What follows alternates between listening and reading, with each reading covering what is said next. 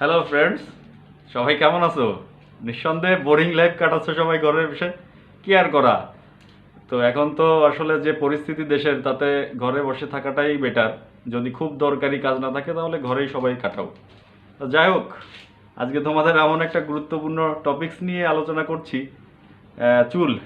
আমার চুল সবাই দেখছো বেশ বড় হয়ে গেছে। এখন কি করা? সেলুন তো বন্ধ, আর বন্ধ না থাকলেও যাচ্ছি না, কারণ হচ্ছে যে ওখানেও বিপদ আছে। সেলুনে বিভিন্ন রকম লোকজন আসে চুল কাটায়, এমনকি বিদেশ ফেরত লোকজনও আসতে পারে।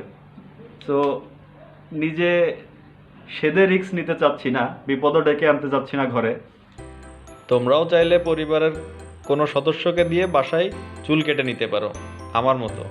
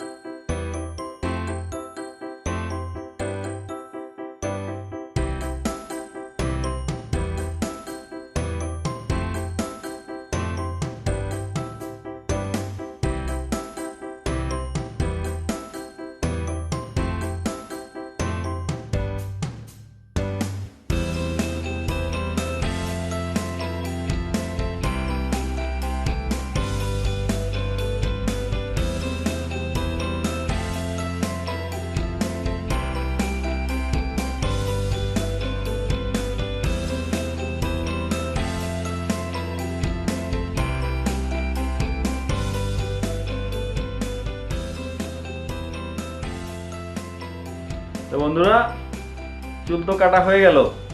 ভালোই লাগছে আমাকে দেখতে, না? ভালো লাগুক আর নাই লাগুক, আমি কিন্তু গরম থেকে মুক্তি পেয়েছি। তো আমার একটা ছোট্ট রিকোয়েস্ট সবার কাছে।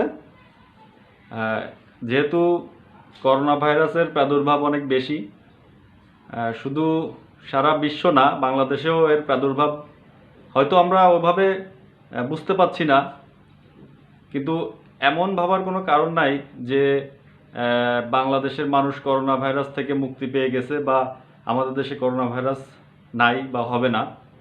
তো আমার রিকোয়েস্টটা এই যে সকলেই সাবধানে থাকবেন, চেষ্টা করবেন বাসাতে থাকতে। খুব জরুরি কাজ না হলে কারোর বাসার বাইরে যাওয়ার দরকার নাই, কারণ অহেতুক বাসার বাইরে ঘোরাফেরা করে যদি আপনার মাধ্যমে আপনার পরিবারের লোকজনের কাছে করোনা ভাইরাসের সংক্রমণ সংক্রমিত হয়, আপনার মাধ্যমে আপনার পরিবার যদি সংক্রমিত হয়, তাহলে এর থেকে বড় দুঃখ মনে হয় আপনার জীবনে আর আসবে না।